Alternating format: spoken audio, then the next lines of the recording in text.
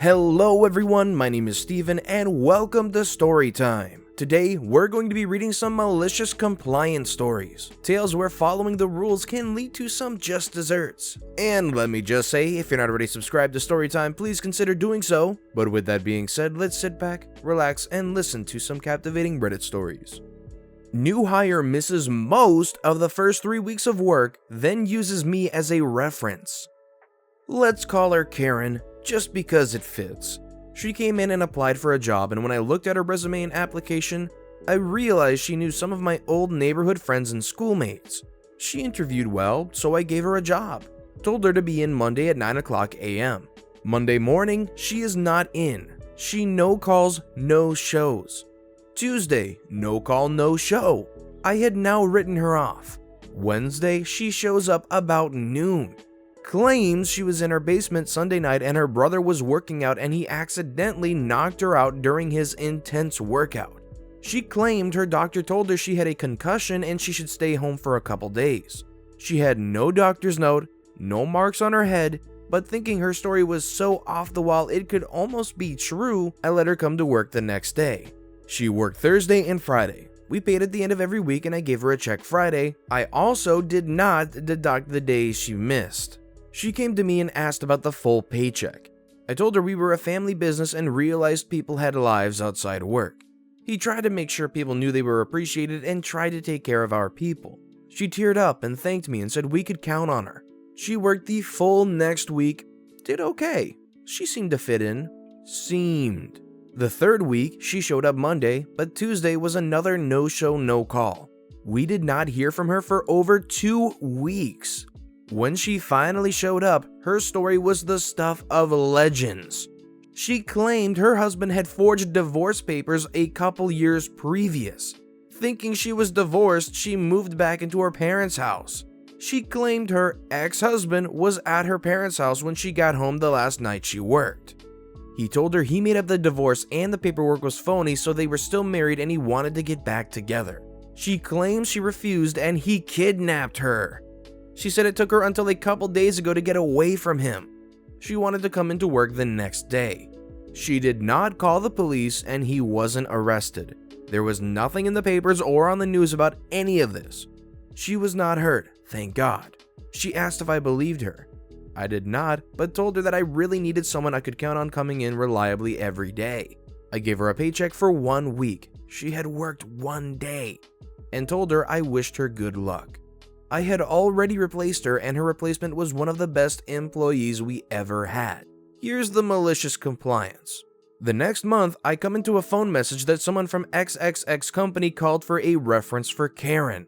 As my secretary is handing me the message, she's laughing at the look on my face. I asked if she was kidding. She said she was not. She said she got a call from a man saying he was the owner of a company in the area and he asked about Karen. Then my secretary asked if she could listen in on the call. She was a pistol. She then goes and gets my partner and tells him I am going to call and give Karen a reference. Now he is in my office laughing too. I call the guy and we make some small talk. I tell him what we do and he tells me what he wants Karen to do for him. I tactfully avoided answering any of his questions about Karen directly. I think he was beginning to suspect something. Remember folks, employers can get in a ton of trouble for bad references. He finally asked my opinion of Karen and what I said was, if you can get Karen to work for you, you will be very lucky. He heard what I said and how I said it. He repeated that back to me exactly as I said it. All my words were the right ones. It was my tone and intonation that got my point across. He thanked me and hung up. Karen comes into the office a couple days later. She looks mad but is trying to be pleasant. She told me she is having trouble finding a job and mentioned she has used me as a reference. She wanted to know if anyone from XXX company has called me. She knew they did. She told me she really wanted the job at XXX company. I told her I had been called and that I told the guy he'd be lucky to get her to work for him. My secretary confirmed that's what I told him. She told him she was right next during the whole conversation. Karen smiled and thanked me and headed to the door. She said she wondered why she was having so much trouble getting a job. She asked if she could continue to use me for a reference and I told her absolutely.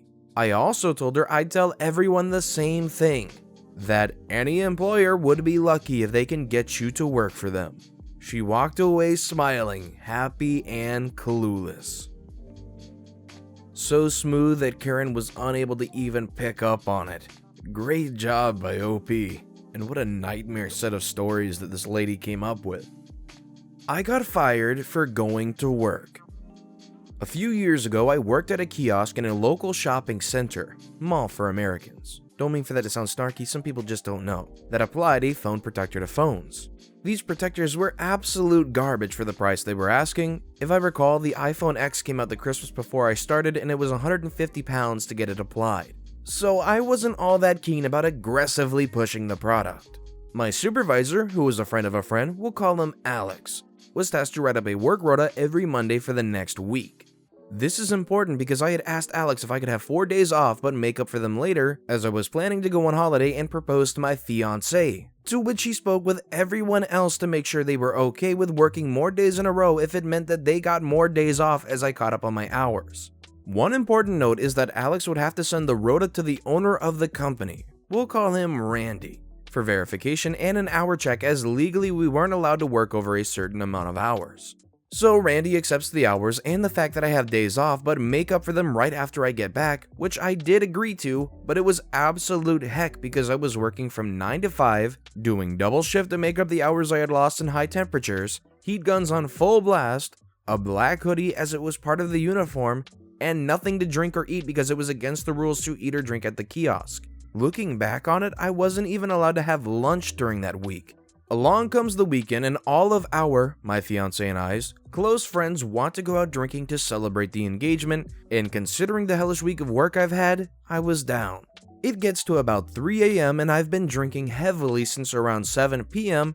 and I receive a phone call from Randy demanding that I work the next day, which means I would have worked more hours than I was legally allowed to do, which wasn't even on the rota.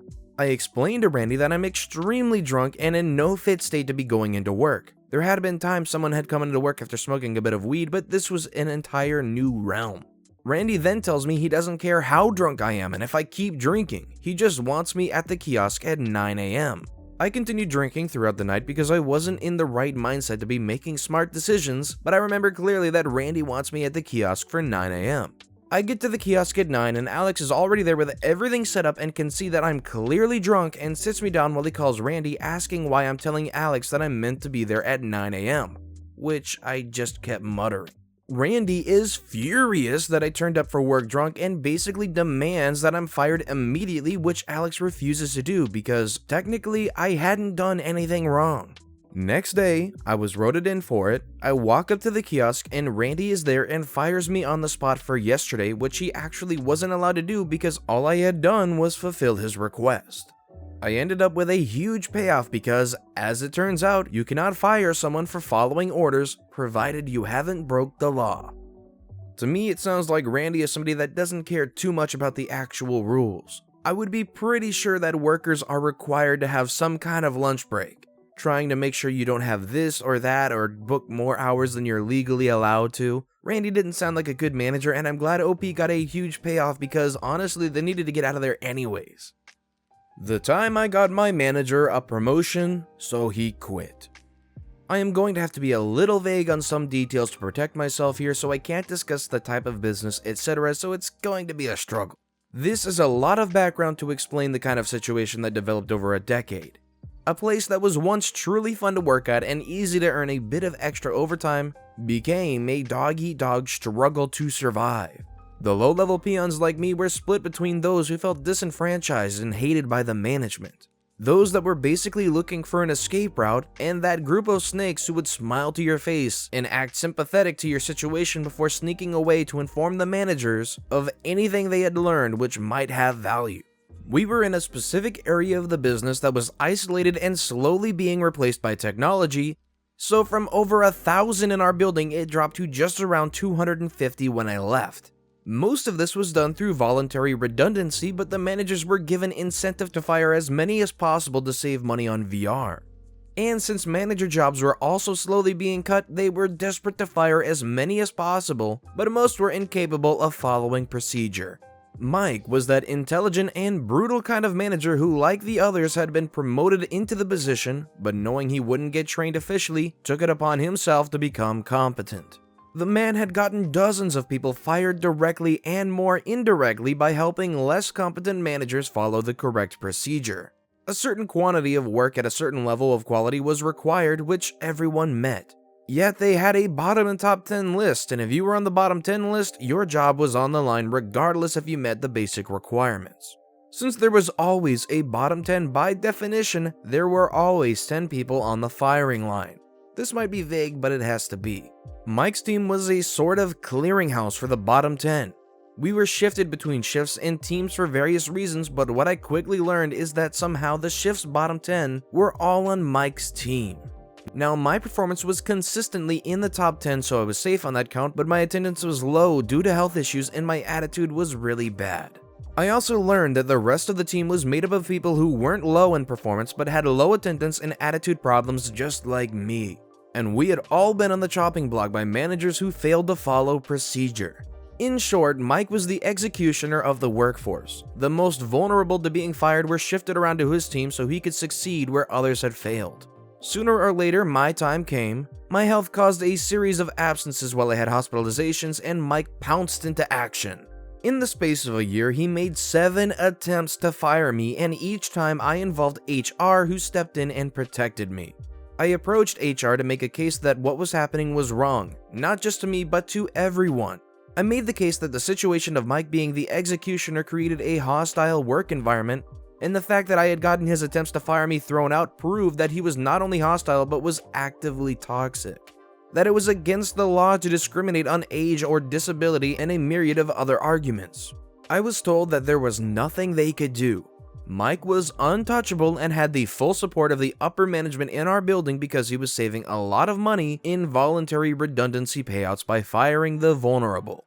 Legally, there might be a case, but it would have to go through a court system and not through HR unless I had an example of him being hostile and abusive. The person I spoke to was very sympathetic, and he suggested I look into some things related to job opportunities that were coming up. He mentioned that many of them were managerial positions because a new type of roaming manager had been introduced. These were very needed and weren't getting much interest. Think substitute teacher, where a manager gets sent all around the country at the drop of a hat. It didn't occur to me instantly, but weeks later, as I sat at work listening to Mike talk about his family, it clicked into place and my plan began to take form. Instead of making a complaint, I gave a glowing review and had several others do the same. If we couldn't get the man fired for his actions, we could get him promoted into a job that he couldn't take. The managers in our area were not even being considered for transfers because they lacked the training and qualifications to be managers anywhere else. Our reviews might just push him over the line into getting a promotion, and since roaming managers were being sought, the two should dovetail nicely. We didn't give the reviews to our management but directly higher up the food chain, way above anyone that ever dealt with our area of the business. Each of us mentioned that Mike had done an amazing job at sorting out problems, etc., had great managerial skills, and an in-depth knowledge of procedure. Then we sat back and waited. A few months went by with nothing happening, and I thought the attempt had failed, but then we came into Mike losing his mind.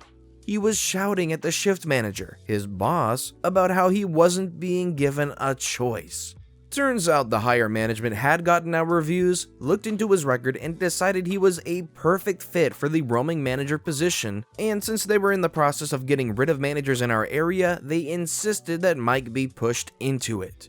Mike had, of course, tried to refuse the promotion, as was his right, but the higher management had made it a choice of accept the promotion or be demoted back to peon. Mike had a family and couldn't just uproot them whenever the company needed him elsewhere. And a demotion with a pay cut back into the workforce of people who despised him and that were slowly being cold was just as bad. So he asked for voluntary redundancy instead and was accepted. His last day, he went berserk, shouting and swearing about how badly the company had treated him after all he had done. I was unfortunately absent for it, but got a play-by-play and loved every second of it. Since I was told explicitly that I couldn't get him punished or fired, I got him a promotion he couldn't accept instead. What a terrible system. That would be a pretty toxic workplace to have to deal with. But that's a million IQ play by OP to manage to get them a promotion that they can't accept. And since his job was becoming redundant, they became aware of that and basically took that position away. So it was either accept this, which you're obviously not going to take, or you don't have any other job besides a low-level job. A brutally effective malicious compliance display by OP here. Sauced it to my boss. I'm gonna try and keep things short and sweet. I worked for a horrible store manager that had no clue what she was doing.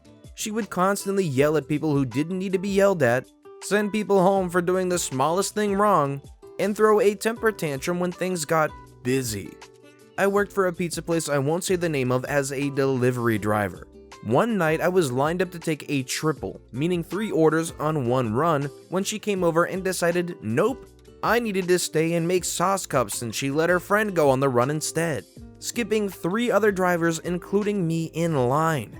They were all pre-tipped and he made over $15 in tips from what should have been my triple. When I complained, she yelled at me and told me I would only be good as a driver that did what she said and ordered me to make the sauce cups. For those that don't work at a main chain pizza place, when you make a set of pizza cups, it's normally 40 to 60 cups. However, I was very annoyed with her and knew I wasn't going to have another run for a while. I buckled down and made more sauce cups. About 1,000 more sauce cups. She was beyond ticked as we had no place to put all of them. But all I did was what she told me to do. She sent me home red in the face. I feel like you probably could have complained to somebody, whether there was like a company HR or something, depending on if this was like a chain restaurant kind of thing, or a place big enough that really has a HR department. But I think the writing was on the wall for this job, and OP probably wasn't intending on sticking around for too much longer, so making a ton of sauce cups was probably a pretty good move to get back at this manager and give them a swift reason to kick you out. But with that being said, that's all the time we have for today. Thank you so much for listening to and watching the Storytime channel. If you haven't yet, please consider subscribing and let us know what you thought about these stories in the comments below. Thank you all again for watching and listening to the Storytime channel.